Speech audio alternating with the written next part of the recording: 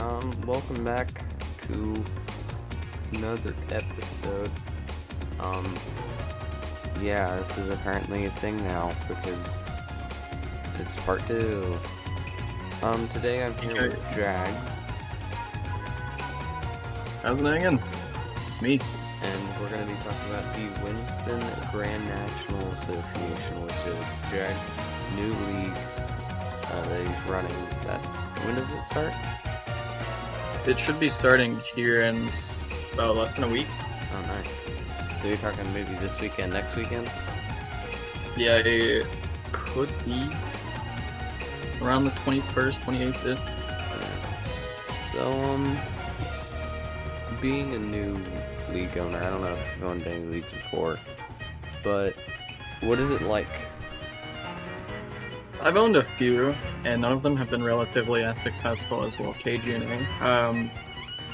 It was a pretty, big start, because we got to, 80, 90 members in, the first few days, and we hit 100, and then we just went inactive. It became a chill server, drained down to 80, so we've just been kind of sitting on that. So we're getting ready to start, though. We're still painting, talking, getting stuff ready. Yeah, so for this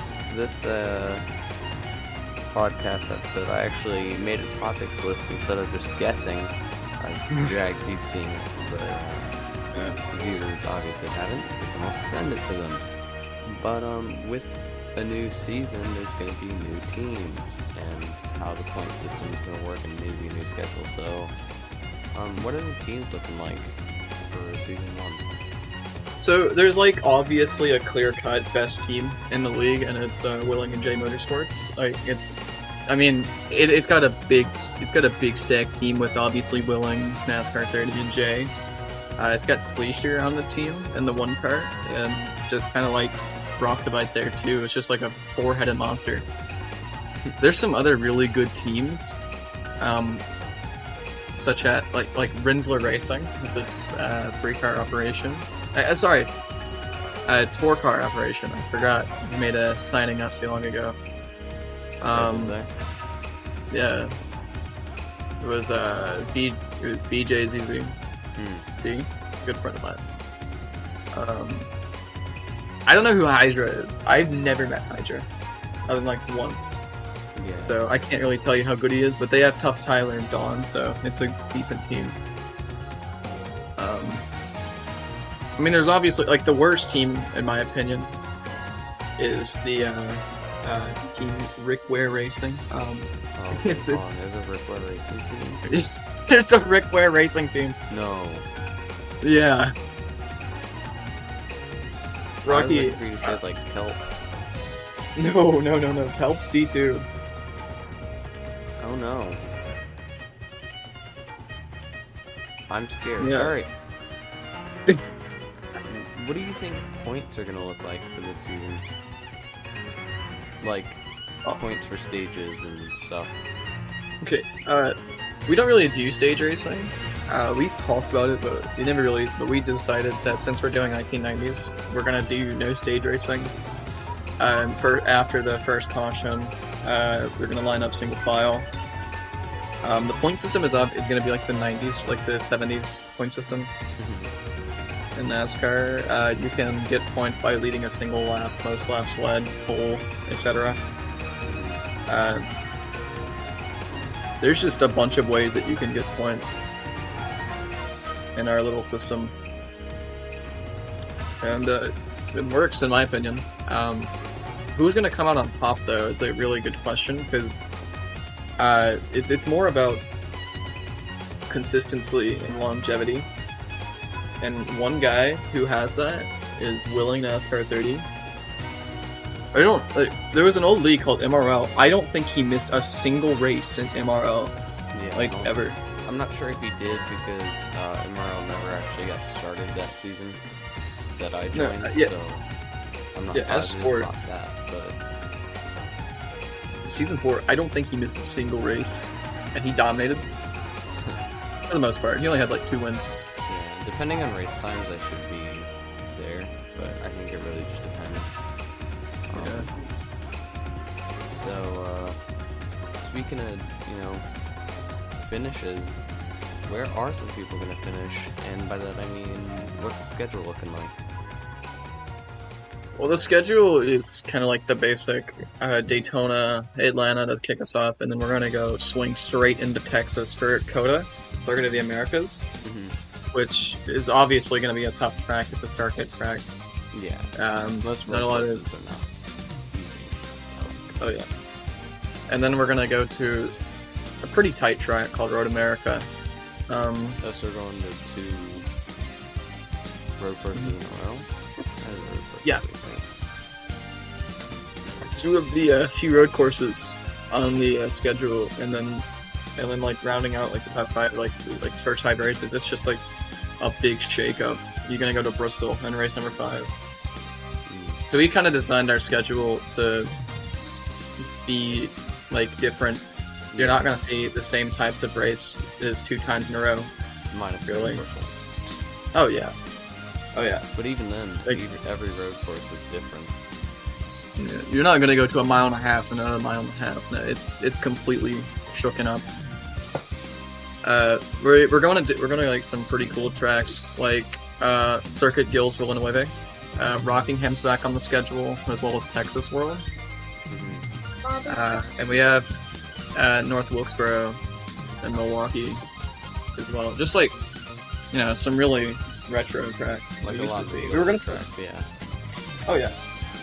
There was a little project we were making called Riverside. Everyone knows who Riverside, what Riverside is, but we abandoned it. So yeah, kind of sucks we couldn't squeeze that in there. With the new season, you're obviously going to have some new drivers. What are you thinking about your drivers for season 1? So D1 has like some guys I have yet to really see or see like a lot of. Like BJ, he's one of my good friends. I haven't seen him race in like a while, but I know he's like around places in the league. So, yeah. There's Hydra was a replacement for Rensselaer because he couldn't get a guy, so he just came in and said, "Hey, I'm gonna do this." There was a few other guys I haven't seen, like you, of course. I think I've seen you race. I've ran 2 test races, and that's it. Yeah. You're really good at Pocono. Didn't I finish like 2nd in both?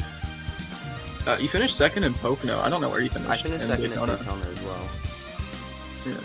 So, I can definitely do well, but I think a lot of it is just, can I make the races? Oh yeah, that's everyone's problem. So, quick question, championship-wise, how many people make it to the first round? The first round is whoever gets in. It's just it's not like a dogfight. I think we've settled on the first 8, like top 8 in points is in it, and then yeah. So basically, it's like a round of 8, and then It's 8, and then no eliminations. Just go for it. okay. So from there on out, it's just points. Yeah. All right, that makes sense. In the regular season, who do you think is going to pick up the championship? Regular season? Oh, either Blue Cup or Willing. I know Blue Cup is not a normal pick, but he's. I swear to God, he does not have a daily life. I swear to God. He's always on. He's never really doing anything. He's just kind of hanging out. He could just come in. There's 30 races there. He's bound to win at least once. Yeah. And hopefully I can as well. Yeah. For the sake of my sanity. Yeah. These topics went by a lot faster than I thought, so I'm gonna make some up on the spot, and if I need to, cut these little parts out. I can just like ramble about Yeah, stuff. go ahead, honestly. So, we've had like some really like huge ideas that we never like got into as well. We've got the outside line. We have like outside line scripts at most tracks, except like road courses, and and stuff, as well as like the big project in Riverside that we just never did. It was me, Ica, and Willing were doing it, and then we just scrapped it just for no reason. I wanted to build some like tracks as well, but I never did. There was a track called Hickory Motor Speedway.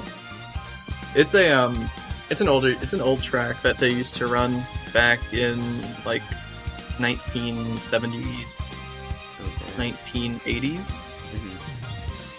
I think they stopped running it in 1988 or something like that. So wild. Oh yeah, not even too long. So it's a little short track. It's about, what was it, 0.3, 0.4 ish, rounding up, with like banking, so just 14 degrees.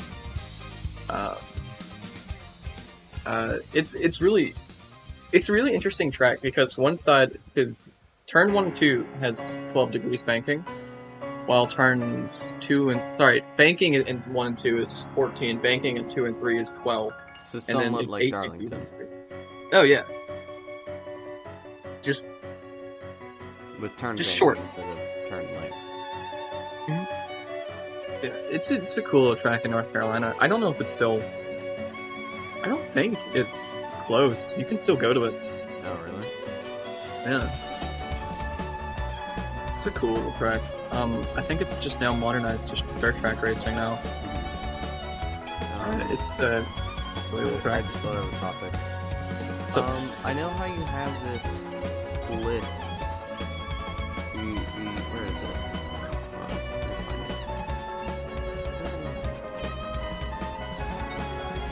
You had like a list of all the drivers. Oh, it's in silly season. Silly season. Yep. I have to do it. Where would you put the, if you were to change anything right now, what would you change? What do you think it's- Honestly, I would probably put Bertman over C-Nation. Maybe EXO over C-Nation. No, not even just EXO. Brock Devite should probably move up a bit too. Oh, so you're moving C-Nation down to... He's going down. I love The main Brian. question is, are you moving him down, or are you moving the other three up? I'm moving him down a bit. Okay. It's nothing personal against him. I love Brian, one of my better friends, and the guy who got me into Roblox racing. Yeah. But like it's like whenever he gets on the track, if he's just not motivated to win, he just does what he wants. He just keeps it in the W key and just goes. I mean, that's what I do He's- usually, and usually that's what works for me, so... He's a bit stubborn with merging too. Like if he spins out, he's just gonna run around the track until the caution comes out. He doesn't care. I would probably move. I don't even know. Would I put Kurtman above Brian? I would put Brock Devite next over him. Put him in 16th. I don't know if you've seen... And I'd move Asher early down. race. Yeah.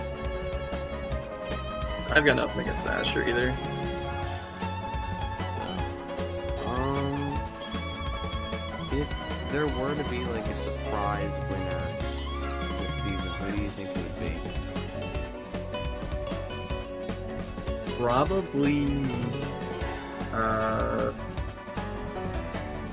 Probably Hydra and Chilled Cyclops. He's a good friend of mine too.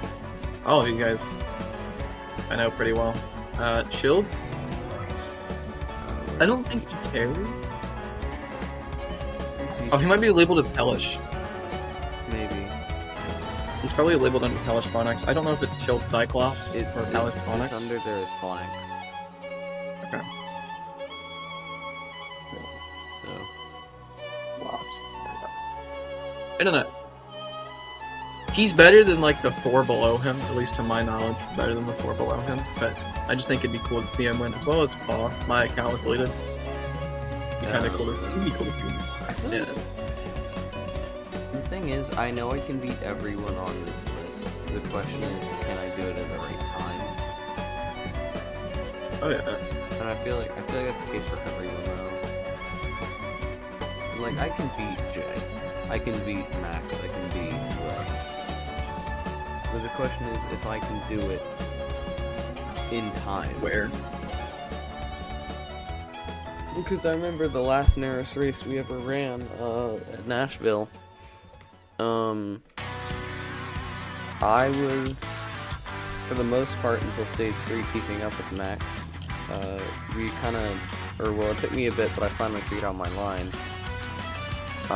And I started gaining a little bit of time on him, but yeah, so I think it really depends on the day and how I've been doing, but I feel like I can definitely, hopefully win a race. So, Oh yeah. I feel like everyone here can. But the question is if everyone here will.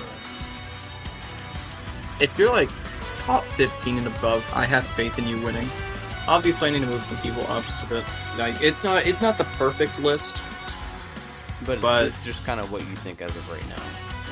Yeah. No other dev has made one. I'm like, might as well just make one. Yeah, I was just saying, I've never seen like a rankings list. I'm gonna do one at like mid-season, and then see how far off I was. Yeah, what you should do is you should just like remake it every race, but under a different message, so you can see how much it changed from the first race. If Dawn wins the first race, I'm gonna just hop on the Dawn bandwagon. It's like, look, he's number 1. Oh, that's crazy. You couldn't have seen that coming. Oh, wow. I'm gonna go ahead and hype this guy up now. No. I don't wanna put too much hype behind somebody, because I'm afraid of being let down. Yeah. I feel like that's a lot of the issue I had, was like, this is obviously when Neris didn't have this issue. I was like hyped up to be like the big signing for Fisher Regional Racing in season 31. But as we know, it didn't happen. But like, I was like super hyped up for it. I was like the biggest signing, because I came back for one race in Nashville after dying at Daytona the whole time. So I feel like it can suck to like get hyped up, but it isn't like the worst thing. You know what I mean? So. Oh yeah, definitely. I could kind of relate to that. I had like a little small stay in Neris before like I had my issues. The weird thing off topic. I feel like it just. Well, the weird thing is we fixed the issue, right? Like, we had resolved it. Mm-hmm. And then Jay went and did his thing. And then that caused issues. And then Max went and did his thing. That caused it. And it was just like a butterfly effect. Yeah. Just kind of I have like a slight explanation. Jay was just kind of upset that like, he released a video after like kind of finding out about this, like the thing being lifted. He's like, wow, this is dumb. That's it. And it was just kind of silly. What made me upset about the situation? Both sides, because it was like, I've never seen him have those kind of issues, and I've been around for a while, so I was like, I'm gonna check the dates on these, and that's when I kind of was like, it's been 2 years. It's been 1 or 2 years. I feel like you'd probably change. And like, people are always talking about how Jen always argued with Max, right? Yeah. Oh, that's like, I could go on for days about that. Well, in Neris, they were all buddy-buddy, so after Neris started and Nimro was gone, there were no more issues to deal with any of that, so I feel like after a while, he chilled out, if you know what I mean? Yeah.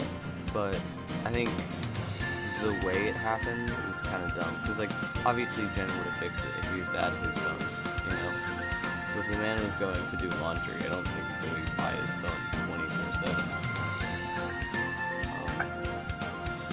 I can say, and like that little video, I watched it for a little bit, and there was like a few things. If I rewatch it, I could probably like pull up the points again. But he said that he wasn't there. But he was right. He wasn't there. But when he was there trying to talk to him, according to Jay, he just wasn't listening to him. He wasn't paying attention to him when he was trying to explain it to him, and he just got upset about it. Yeah. No one said that he was in the VC at the time, unless he misinterpreted it that way. Maybe. But Max has always tried to be like friends with everybody. When Jen first came back, we were all like, "Why? Why are you here?" And then we accepted him again, and then he told Max to throw himself off a building because I don't know, I don't know what it was. Yeah, they used to argue. Well, because I remember for a long time, Max would like bring up the worst like points, and he'd be like, "Whoa," and I know that really kind of ticked Jen off. So I feel like that's where a lot of the issues come from. Paul, I'm not positive. I have no idea any situation other than that, so can't say anything. It's so hard to defend Paul. I mean, he's young and he does some really stupid things because he's so young. And I struggle trying to defend him because he just makes himself look so guilty. What did he do in the first place? I don't even know what he did. The first time he got into trouble with Jen, I know that I was still upset with him because of what he did to Brian. He killed one of his bigger leagues for just whatever reason. I don't remember the full reason. I used to have some screenshots of it before I broke my old phone.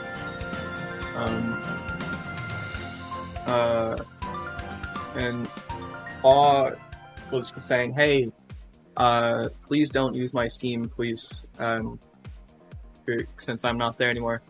And Jin said, "No, I'm going to."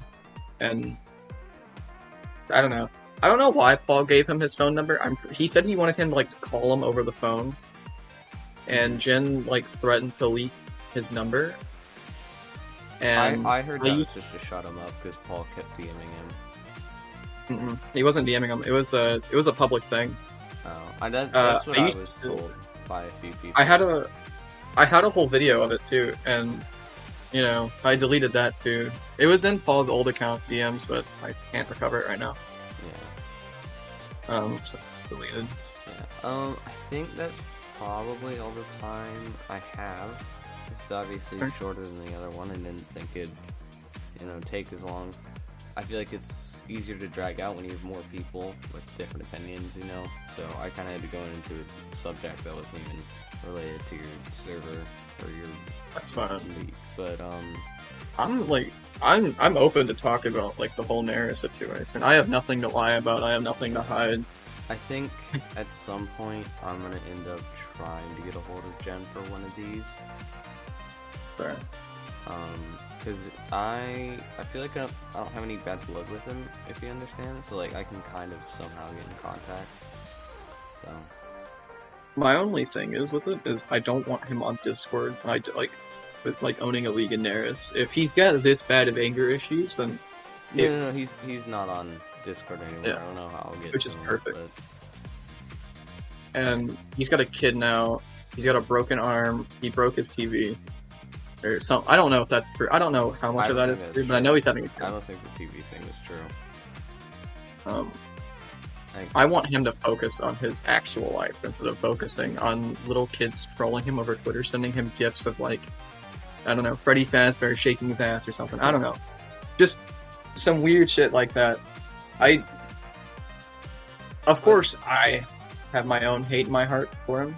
That's I've set that aside myself to be like, hey man, you got a life to take care of, not children on Discord. I feel like that changed over time. So, I'm gonna go ahead and I'm gonna end I almost said the stream. It's not the stream. I'm gonna go and end the podcast here because I'm lazy and I don't want to record it anymore. And the more I record, the more I have to edit. So,